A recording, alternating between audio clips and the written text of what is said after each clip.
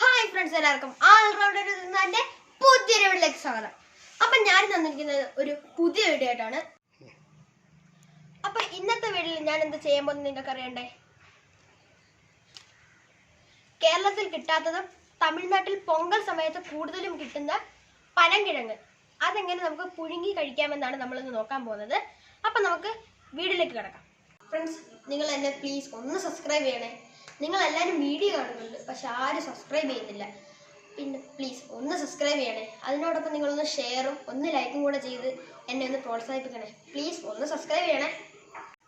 Friends, ഇതെങ്ങനെ നമുക്ക് clean ചെയ്യാമെന്ന് നോക്കാം.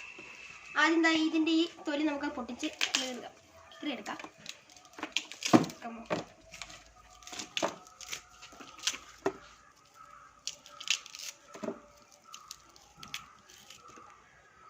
ഈ പാട കാണും, അതൊക്കെ നമുക്ക് ഇളക്കി കളയണം. പാട വരുന്നിട്ടില്ല.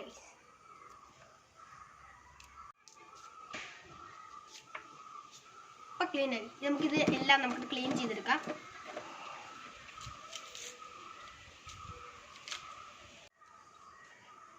ഫ്രണ്ട്സ്, അപ്പം നമ്മൾ ഇതിൻ്റെ സ്കിന്നെല്ലാം കളഞ്ഞ് ക്ലിയർ ആക്കിയിട്ടുണ്ട്. ഇനി നമുക്കിത് ഇതിൻ്റെ ചെവിടും തുമ്പും നമുക്ക് കട്ട് ചെയ്ത് കളയണം. നമുക്ക് ചെവിട് കട്ട് ചെയ്യാം. കട്ട് ചെയ്ത് ഇനി തുമ്പ്. അങ്ങനെ ഞാൻ നോക്കി നടക്കത്തില്ല, അതുകൊണ്ട് നമുക്ക് ഇങ്ങനെ കട്ട് ചെയ്യാം. ഇപ്പം ക്ലിയറായി. ഇതുപോലെ നമുക്ക് ഇതിൻ്റെ എല്ലാം ചെവിടും തുമ്പും കട്ട് ചെയ്ത് ക്ലിയർ ആക്കണം. അപ്പം നമുക്ക് തുടങ്ങാം.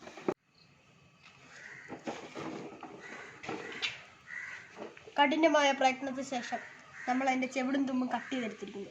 ഇനി നമുക്ക് പുഴുങ്ങാനായിട്ട് അടുക്കളയിലിട്ട് പോവാം. കമോ.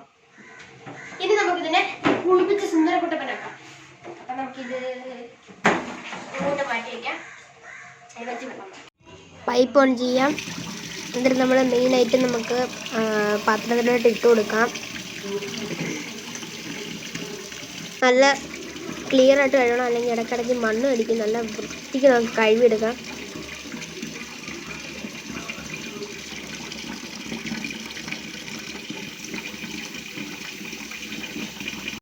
ഫ്രണ്ട്സ്, ഇപ്പം നമ്മൾ ഇതെല്ലാം നല്ല ക്ലീൻ ആക്കി കുളിപ്പിച്ച് സുന്ദരക്കുട്ടപ്പനാക്കിയിട്ടുണ്ട്. ഇനി നമുക്ക് ഇതിനകത്തേക്ക് പാത്രത്തിലേക്ക് മാറ്റാം.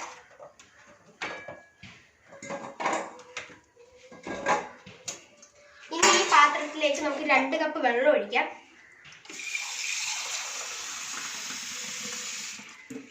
ഒന്ന്,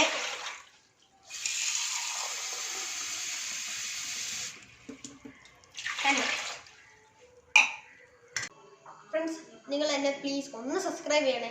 നിങ്ങൾ എല്ലാവരും വീഡിയോ കാണുന്നുണ്ട്, പക്ഷെ ആരും സബ്സ്ക്രൈബ് ചെയ്യുന്നില്ല. പിന്നെ പ്ലീസ് ഒന്ന് സബ്സ്ക്രൈബ് ചെയ്യണേ. അതിനോടൊപ്പം നിങ്ങളൊന്ന് ഷെയറും ഒന്ന് ലൈക്കും കൂടെ ചെയ്ത് എന്നെ ഒന്ന് പ്രോത്സാഹിപ്പിക്കണേ. പ്ലീസ് ഒന്ന് സബ്സ്ക്രൈബ് ചെയ്യണേ. അപ്പം നമ്മൾ 2 കപ്പ് വെള്ളം ഒഴിച്ച് കഴിഞ്ഞു. ഇനി നമുക്കിത് അടുപ്പിലേക്ക് വെച്ച് ഒന്ന് പുഴുങ്ങിയെടുക്കാം.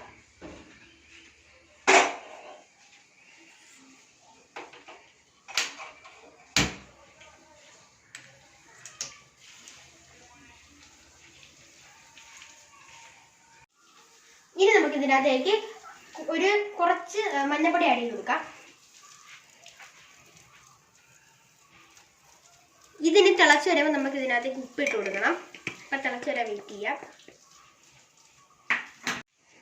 ഇനി നമുക്കിത് അടച്ചു വെച്ച് വേവിക്കാം.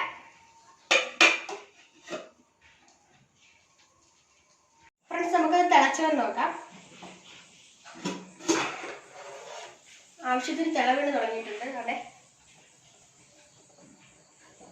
ഇനി ഇതിനകത്തേക്ക് നമുക്ക് ആവശ്യത്തിന് ഉപ്പിട്ട് കൊടുക്കാം.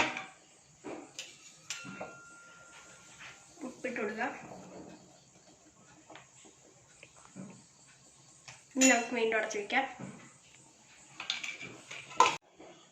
ഫ്രണ്ട്സ്, ഇപ്പം അത് വെന്ത് കഴിഞ്ഞിട്ടുണ്ട്. ഇനി നമുക്ക് ഒന്ന് തണുക്കാൻ മാറ്റാം. വളരെ ഡേഞ്ചറാണ്. ഗ്യാസ് ഓഫ് ചെയ്യാൻ മറന്നുപോയി. ഫ്രണ്ട്സ്, ഇതിന് നമുക്കൊരു പാത്രത്തിലേക്ക് മാറ്റാം.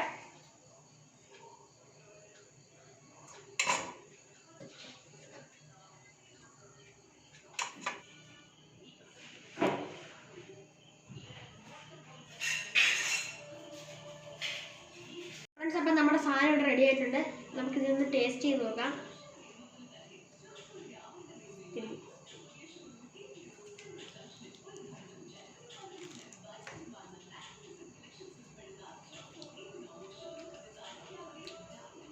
ഫ്രണ്ട്സ്, സാധനം നമ്മൾ ഉദ്ദേശിച്ച ആ ഒരു ഫീലല്ല. നമ്മുടെ ചീനിയും കപ്പയൊക്കെ വിടുമ്പോൾ ഒരു ടേസ്റ്റ് ഇല്ല, അങ്ങനെ ഒരു ടേസ്റ്റ് അല്ല. നമ്മുടെ പോപ്കോണിൻ്റെ ഒരു ഫ്ലേവറും പിന്നെ ചെറുതായിട്ടൊരു കയ്പ്പ് രസമാണ് ഇതിൻ്റെ ടേസ്റ്റ്.